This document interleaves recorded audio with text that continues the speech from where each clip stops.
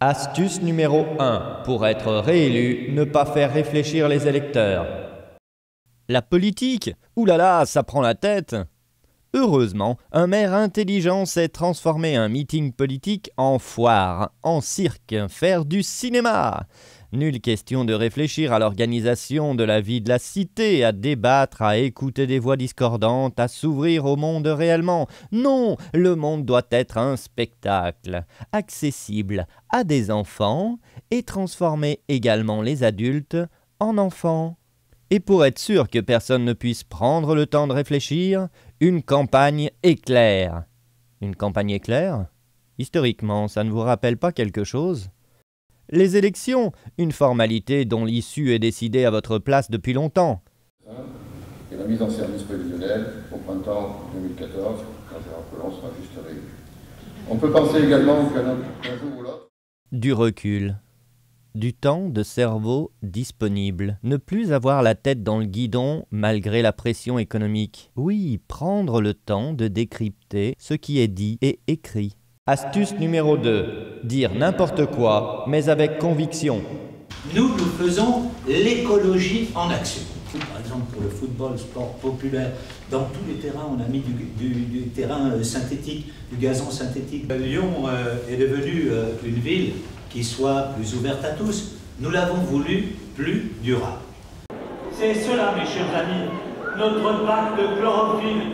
Offrir à chacun un capital nature, du vert à toutes les échelles, et ce pacte, il ne date pas d'aujourd'hui. Se foutre du monde, mais avec une profonde conviction. Quand on sait que depuis des années, 40% des Lyonnais sont soumis à des taux de pollution dangereux pour leur santé. Et pour les 60% autres, ce n'est guère mieux. Mais ça passe non pas comme une lettre à la poste, mais comme un bulletin dans une urne. Dire tout et son contraire est un principe fondamental pour être élu. Ainsi, l'électeur trouve à un moment quelque chose qui lui plaît et il est tenté de voter pour vous. Astuce numéro 3. Il faut avoir un bon bilan, ou du moins en donner l'illusion. Démonstration par l'exemple. Regardons la vidéo « Le bon bilan que j'ai » et prenons le temps de comparer. Notons au passage une musique entraînante. Aucun mot, car utiliser des mots pousse à réfléchir. Avec la musique, pas besoin de réfléchir, on reste dans l'émotion.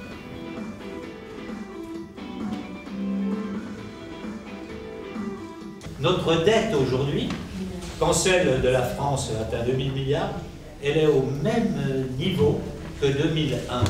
Alors, la pression fiscale locale, elle baisse, elle stagne ou elle augmente?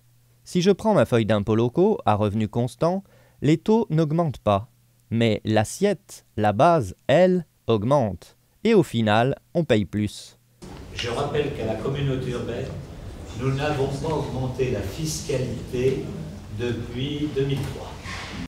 Précisons que n'augmente pas, il faut le dire vite. Car dans la partie commune et taxe sur les ordures, on peut voir une augmentation tous les ans entre 1,5 et 2%. Et la commune, elle dépend du grand chef, du maire de Lyon. La présence de ce chiffre relève donc quelque part de la malhonnêteté. Autre chiffre rigolo, celui de 25% d'augmentation de chiffre d'affaires entre 2001 et 2012. Impossible de vérifier certaines données de la source utilisée par l'équipe du maire malgré nos demandes. Mais si vous enlevez l'inflation entre 2001 et 2012, c'est-à-dire si vous utilisez des euros constants, l'augmentation réelle n'est pas de 25% mais de 3,6%.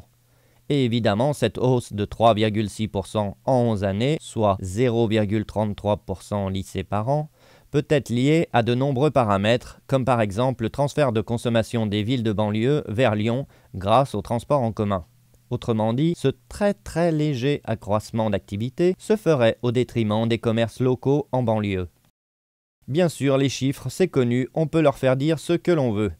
Par exemple, si on compare Lyon et Toulouse, qui ont respectivement 491 000 et 474 000 habitants, le taux d'imposition de taxes d'habitation, dépendant de la mairie, est de 28,62% pour Lyon et 30,21% pour Toulouse. On peut donc croire que Lyon taxe moins, sauf qu'avec 28%, les Lyonnais payent 710 €, quand les Toulousains, avec 30%, payent 628 €. C'est la magie des chiffres, qui n'ont pas la même base de calcul. Heureusement, quand vous êtes un puissant mage, vous pouvez dire n'importe quoi, tout le monde s'en fout. Hypnotisé par la lumière. C'est le principe. Regardez ailleurs si j'y suis, pour pouvoir agir tranquille ailleurs. Astuce numéro 4. Avoir le pouvoir politico-économique absolu. Aux élections municipales, vous ne votez généralement pas seulement pour avoir un maire. Exemple, voici les mandats occupés par le maire de Lyon. Président du Grand Lyon, président du conseil de surveillance des HCL, président du syndicat mixte d'études et de programmation du SCOT de l'agglomération lyonnaise, président de Lyon Confluence, président de la SEM, patrimoniale du Grand Lyon, président du pôle métropolitain du G4, et il a la codirection de l'Agence France Locale, qui est une banque pour les collectivités locales. Il a également le pouvoir de faire nommer différents amis à la tête d'autres organismes, comme par exemple le Citral et la SACVEL, etc. Nous allons revenir sur le détail de ces mandats, mais toute cette accumulation de pouvoir politico-économique, c'est pour la synergie. Traduction de synergie, ne pas être dépendant de l'avis d'autres personnes, tout est dans vos mains, c'est plus pratique. D'ailleurs, dans certains pays, on appelle ça la dictature. Mais pas là, parce que les élections sont libres, et la presse est libre. Par exemple, M. Poutine est souvent vu comme un dictateur. Il expulse des gens avec des indemnités minables pour construire des installations sportives et les routes des Jeux Olympiques à Sotchi. Eh bien, M. Collomb fait expulser des paysans indemnisés à 1 € du mètre carré en toute légalité, vend des terres appartenant aux Grands Lyonnais à 40 € alors que le terrain constructible se négocie à minimum 160-300 €, le tout pour construire un deuxième stade géant à Dessines-Charpieu. Mais ce n'est pas pareil, à Lyon, ça s'appelle le Stade des Lumières. Derrière cet énorme pouvoir politico-économique, aux mains d'un seul homme, il y a la seule vraie richesse. Je me reconnais dans les valeurs humanistes que portent toutes les familles de pensée qui fondent son histoire et sa culture. C'est cette identité qui inspire chaque jour mon action. Non, pas l'humanisme, le fric, l'immobilier. Maire de Lyon, budget entre ses mains, 381 millions €. Président de la Courlie, budget entre ses mains, 1 935,2 millions €. Président des HCL, Hospice Civil de Lyon, ça veut dire par exemple avoir la main sur l'ancien hôpital de l'Antiquaille avec vue imprenable sur Lyon, car les HCL à Lyon gèrent une surface de près de 67 hectares urbains. Cela correspond à des centaines d'immeubles dans Lyon et ailleurs. Président du syndicat mixte d'études et de programmation du SCOT, schéma de cohérence territoriale de l'agglomération lyonnaise. Pour décider de qui a le droit de faire tel ou tel projet, c'est plus pratique. Président de Lyon Confluence, autrement dit, rien ne se construit dans le quartier sans qu'il soit d'accord. Président de la SEM, patrimoniale du Grand Lyon. Cette société possède des biens immobiliers, intervient dans les centres commerciaux, les pépinières d'entreprises, etc., etc. Président du pôle métropolitain du G4. Lyon n'est pas suffisant, autant avoir également une main bienveillante sur d'autres territoires. Mais le pouvoir, c'est surtout l'argent. Alors il va aussi diriger l'Agence France Locale, AFL. Qu'est-ce que cette agence? Agence France Locale. En fait, c'est une banque, dont le capital est pris sur l'argent des citoyens par l'intermédiaire indirect des impôts, et cette banque va servir à financer des collectivités locales. Autrement dit, si votre commune n'arrive pas à trouver de financement, cette banque lui prêtera de l'argent. Avec tout le pouvoir que peut avoir une banque. Vous croyez que cela permet une indépendance par rapport au méchant marché financier? Bien sûr que non. Cette banque fera appel au marché financier. L'Agence France Locale, le pouvoir de dire oui ou non, suivant que votre maire vote correctement dans les assemblées auxquelles il participe. Et la métropole lyonnaise, vous connaissez? Plus gros encore que la Courlie. Demandons l'avis de l'Association des maires ruraux de France. Pour avoir interrogé les maires du Rhône, en dehors de la métropole, je crois que premièrement, ils ont été extrêmement choqués de la méthode, qui est une méthode qui s'est affranchie de toute forme de concertation, puisqu'ils ont lu ça dans le journal. Et au final, une concentration des moyens politiques, financiers, administratifs, sur un territoire qui en a sans doute besoin, qu'on ne nie pas la nécessité d'accompagner le développement des urbanités, mais qui aujourd'hui laisse exsangue un certain nombre de territoires ruraux qui ont tout aussi besoin de l'attention des pouvoirs publics. Chacun se fera son avis. Dernier élément sur l'accumulation des pouvoirs. La décision numéro 2013-687 DC du 23 janvier 2014 du Conseil constitutionnel a permis par mesure transitoire que le maire de Lyon soit aussi le président de la métropole de Lyon. Lors des élections 2014, les conseillers municipaux vont être élus en même temps que les conseillers communaux. Pourquoi pas? Mais ce vote, pour deux assemblées différentes, se fera avec un seul bulletin de vote. Vous pourriez imaginer voter pour telle liste à la mairie et telle autre liste à la métropole. Eh bien non, pas cette fois-ci. Cette fois, vous aurez le choix entre hégémonie ou hégémonie, dictature ou dictature. Heureusement, pour lutter contre les pouvoirs d'alcôve, rien ne vaut la transparence. Astuce numéro 5. Utilisez la transparence pour ne rien montrer. L'un des grands projets de Gérard Collomb est de transformer la Part-Dieu en Manhattan. Voici ce que cela pourrait donner avec les projets disponibles dans différentes agences. Évidemment, une telle transformation peut faire peur aux électeurs. Alors on fait des maquettes transparentes. Voilà. Comme ça, on ne voit rien, on ne peut pas se rendre compte de l'effet final. Et ils font pareil avec le deuxième stade géant de Lyon. Des immeubles transparents apparaissent sur certaines photos et pas d'autres. Ainsi, les porteurs du projet pourront dire que vous aviez été prévenus que le deuxième stade n'était qu'un prétexte pour faire la culbute immobilière. Sur le dos de qui? Une question se pose tout de même avec toutes ces tours. Actuellement à Lyon, il y a 185 000 m² placés et 380 000 m² disponibles. N'est-ce pas déjà largement suffisant? Quel impact peut avoir l'explosion du nombre de mètres carrés de locaux disponibles si de nouvelles tours sont construites? On peut en avoir un aperçu avec la crise immobilière espagnole qui a précipité la chute du pays.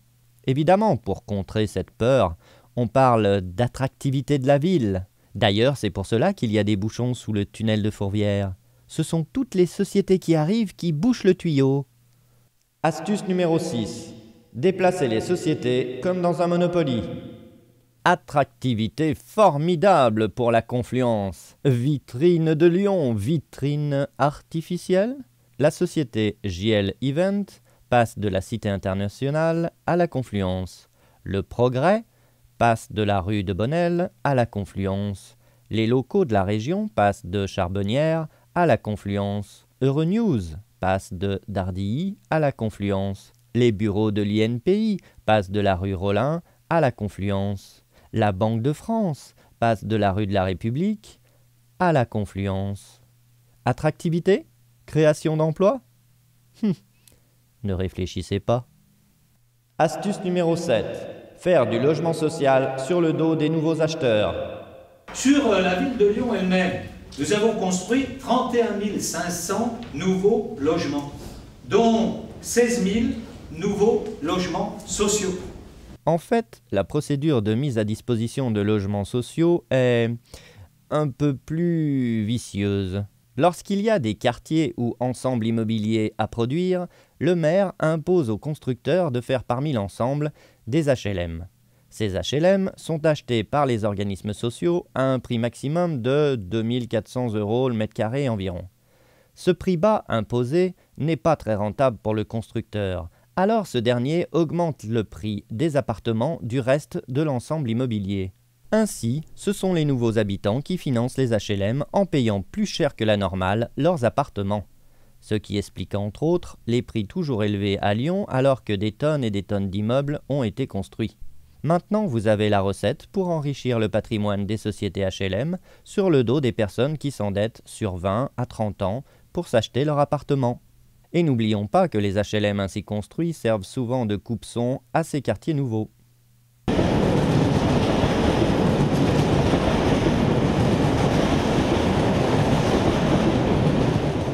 Astuce numéro 8. Pour financer certains travaux, vendre les meubles. Pour 2 Lyon, car on est bien dans une course économique de bourrin, le maire de Lyon a décidé de vendre les meubles. En Groslay, il se trouve que ça nous a permis, la vente des immeubles, ça nous a rapporté 80 millions d'euros, les immeubles. 80 millions d'euros. 80 millions d'euros, je vous ai dit tout à l'heure, l'école, c'est à 10 millions d'euros.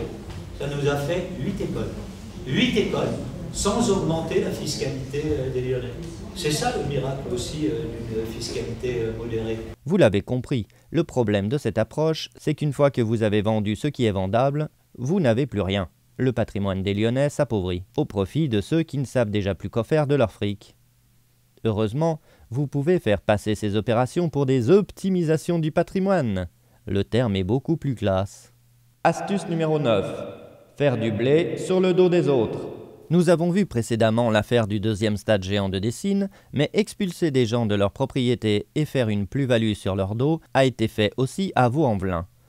Expulsion avec déclaration d'intérêt public, le Citral construit sur une partie du terrain, puis revend avec bénéfice pour le Citral, sur le dos des anciens propriétaires.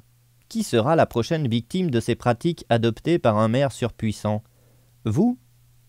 Astuce numéro 10. Ne pas s'appesantir sur des broutilles. Moi, par exemple, mon adjoint à l'urbanisme à Lyon, c'est quand même quelque chose, une fonction à plein temps.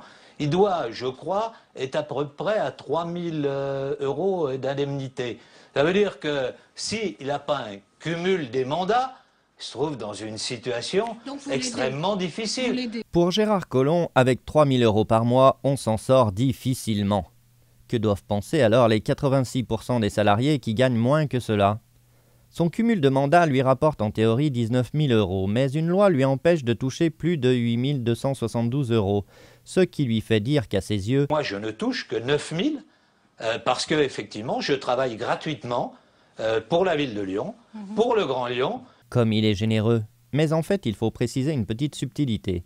Car bien que n'ayant pas le droit de gagner plus de 9 000 € par mois, ce qui le place parmi les 1% les plus riches des salariés, les 10 000 € restants ne restent pas dans les caisses de la ville ou de l'État. Non, il a le droit d'en distribuer à ses amis, à de pauvres petits serviteurs qui n'ont pas de quoi vivre avec 3 000 €. Autre broutille à propos de salaire, Bernard Rivalta, directeur du Citral, dépendant directement de Gérard Collomb, a été condamné pour s'être attribué un salaire bien supérieur à ce que prévoyait la loi. Est-ce que pour autant il a démissionné? Ou Gérard Collomb l'a-t-il congédié? Non. Et il continue ensuite à imposer des travaux qui ont été pourtant jugés illégaux par le tribunal administratif de Lyon. Astuce numéro 11. Pour mieux gérer une ville comme une entreprise, laissez les entreprises diriger la ville. Imaginez une personne qui travaille à la fois pour une mairie, à la fois pour une entreprise, et qui passe au nom de la mairie des commandes à cette entreprise. Ce serait choquant, non? Eh bien, à la mairie de Lyon, l'adjointe au commerce est une salariée de la société JL Event. Et la mairie passe des contrats avec la société JL Event. Ailleurs, ce serait choquant, mais pas à Lyon. Et il n'y a pas de raison que ça change, puisque cette personne est de nouveau sur les listes de Gérard Collomb en 2014. Pour les finances de la ville, c'est pareil, l'adjoint en charge des finances est également l'avocat de sociétés qui reçoivent de l'argent de la ville, comme l'Olympique Lyonnais Group. C'est pratique. Et accessoirement, le candidat tête de liste de Gérard Collomb dans le 2e arrondissement est un grand propriétaire foncier de cet arrondissement. Bon, il n'a pas encore le pouvoir, mais vu l'argent déjà dépensé dans ce quartier, vous comprendrez bien où est l'intérêt. Astuce numéro 12. Tenir les médias par les bourses. Que font les médias face à toutes ces astuces quelque peu agaçantes et méprisantes pour les Lyonnais? Eh bien, ils font ce qu'ils peuvent, car les journalistes ont peur de se retrouver au chômage s'ils l'ouvrent trop, et les médias, eux, doivent payer leurs factures. Or, où trouve-t-on de l'argent dans une ville? Dans le secteur du bâtiment et dans les caisses de la mairie, grâce au budget culture et autres actions municipales. Résultat, si vous chauffez les oreilles de la mairie ou d'un secteur d'activité, ils n'achètent plus de publicité dans votre média. Et plus vous êtes un gros média, avec de gros frais, plus vous êtes dépendant de cet argent lié à la publicité. Restent les médias indépendants, autonomes. Mais est-ce suffisant pour bien informer le public? Astuce numéro 13. Interdire aux médias indépendants d'approcher et de poser des questions librement. Sommes-nous dans une dictature? Peut-on poser des questions aux dirigeants et avoir des réponses? Donc on faisait comme les collègues, quoi, on venait couvrir l'événement. Ah ouais, mais comme on n'a pas prévu votre visite, votre venue, vous n'étiez pas sur nos listes, donc je crains que ce soit pas possible. Vous n'étiez pas sur notre liste là, c'est une visite privée? Avec tous les journalistes, c'est une visite privée? Et bah sur liste, sur Ça veut dire invitation. quoi, ça? Bah, c'est sur une liste. Et je vous dis que c'est, on se préinscrit, on dit qu'on vient, on dit qu'on vient pas. Il n'y a pas eu de communication. Donc c'est pas une on dit qu'on vient. Et bah donc c'est privé, c'est ceux qui sont invités, voilà. Vous pensez que c'est anecdotique? Faites l'essai. Demandez à être informé des déplacements officiels du maire et vous verrez que ces infos sont réservées à certains médias bienveillants. Pareil pour filmer des réunions publiques. Vous croyez être informé? Mais le monde de l'information est un monde artificiel. L'image que vous avez de Lyon est artificielle. Je comprends pas en fait, c'est pas une séance publique? C'est une séance publique, mais pour filmer dans une séance, dans un lieu de séance publique, il faut demander l'autorisation. Ah bon? Mais je sais pas où est-ce que c'est marqué ça. On va dans la loi. La loi? Oui. Qui régit les collectivités locales, oui monsieur. Mais vous verrez, venez filmer et je vous ferai mettre dehors. Vous verrez après comment ça se passe. Voilà, c'est tout. Non mais la loi c'est pas vous, enfin je veux dire c'est... La loi c'est pas moi, non, la loi c'est pas moi, la loi c'est la loi, ça c'est clair. Mais justement... Par contre, quand je préside une séance de comité syndical, c'est moi qui ai la responsabilité de la police de l'Assemblée. J'ai jamais entendu ça? Peut-être, mais le mot police ne veut pas dire interdiction de témoigner de ce qui se passe dans une assemblée qui est publique. Témoigner plus ailleurs, mais pas aussi très voilà. Je vous dis, la dernière fois je vous ai laissé faire. Ah mais je savais pas que c'était interdit, hein, c'est marqué nulle part, on m'a pas dit que c'était interdit. Donc... Un avocat nous citerait probablement la loi qui prévoit que filmer une réunion publique est parfaitement légal, qu'il n'y a pas d'autorisation spécifique à obtenir et que le pouvoir de police ne s'exerce que lorsqu'il y a trouble public, ce qui n'est évidemment pas le cas. Astuce numéro 14. Faire croire que tout le monde soutient votre candidature. Pour être élu, il faut être aimé. Et quoi de mieux qu'une liste de soutien pour montrer à ceux qui en douteraient que vous êtes aimé. Mais aimé pourquoi? Vincent Carry, président du comité de soutien, directeur du Festival des Nuits Sonores, pour qui la ville donne de l'argent, et associé au sucre, lieu géré par JL Event. Bruno Bonnel, président de Sirobo, pour qui la ville donne de l'argent en promouvant la robotique, président d'EM Lyon Business School, avec qui le Grand Lyon est partenaire. Cédric Denovelle, président de Capsa Container, qui a travaillé pour le 8 décembre. Valérie Dor, présidente de MJC, dépendant des subventions attribuées par Gérard Collomb. Serge Dorny, directeur de l'Opéra de Lyon, dépendant des subventions attribuées par Gérard Collomb. Loïc Gazil, Pia Gazil Peinture, dépendant des grands chantiers et raballements de façade imposés par la ville. Corinne Maître-Jean, club du Masque de Fer de Lyon, recevant des subventions attribuées par Gérard Collomb. Myriam Picot, avocate, tête de liste dans le 7e arrondissement. Françoise Piessa-Guinan, cadre de santé, présidente de l'association Une Souris Verte, recevant des subventions attribuées par Gérard Collomb. Marie Rigaud, directrice du Printemps de Pérouge, avec les sponsors que vous connaissez. Elvire Servien, professeur des universités, chirurgien du sport, tête de liste dans le 6e arrondissement. Claire Sadi, présidente de l'incubateur Rhône-Alpes Pionnière, recevant des subventions attribuées par Gérard Collomb et présente sur sa liste dans le 7e arrondissement. Christian Tête-Doigt, chef cuisinier et restaurateur, qui s'est vu attribuer un lieu unique appartenant à la ville de Lyon. Astuce numéro 15. La démocratie, un truc pas trop gênant finalement. Petit rappel sur l'état de notre démocratie. Prenons le cas d'une élection municipale avec 50% d'abstention. Au premier tour, une liste obtient 20% des votes, puis gagne au second tour avec 51% des votes. Cette liste, qui a finalement représenté 10% des électeurs inscrits au départ, obtiendra 75% des sièges à l'arrivée. Pourquoi ? La proportionnelle représente le vrai visage de notre société, mais rend parfois difficiles les prises de décision. Il faut argumenter, convaincre l'autre camp, faire des échanges de bons procédés, c'est pénible. Par conséquent, le législateur a inventé la prime à la gouvernance, qui fait qu'une liste ayant au départ 10% obtient à la fin 75% des sièges. Astuce numéro 16. Rassembler tout en divisant pour mieux régner. Paradoxal de rassembler tout en divisant? Non, pas tant que cela. Nicole Gay, du groupe communiste, Yves Fournel, du groupe GAEC, Jean-Yves Sécheresse, président du groupe socialiste, Thomas Rudigos, président du groupe centriste, Gilles Bunard, qui est là pour le groupe Lyon Écologie, Sandrine Free, présidente du groupe radical de gauche. Eh bien oui, nous avons rassemblé. Une fois de plus, ce qui prime est l'apparence. Il faut donc apparaître au grand public comme un rassembleur. Une évidence. D'ailleurs, pour désigner leur candidat et encore mieux rassembler, les militants socialistes ont eu le choix entre M. Gérard Collomb et Gérard Collomb, réélu tête de liste à 96%. Mais bien qu'étant un super rassembleur, des listes écologistes et d'extrême gauche se présentent face à lui. Alors, pour saper l'union des deux principales listes, il a manœuvré et promis des postes à certains, à condition que l'union contre lui ne se fasse pas. Ainsi, il sera en tête au premier tour et à la fin, c'est Collomb qui gagne. Car grâce à la bipolarisation de la vie politique, les gens de droite se rangeront derrière le représentant de droite et les gens de gauche se rangeront gentiment derrière le chef de gauche. Et dire que certains font des études pour comprendre le taux d'abstention.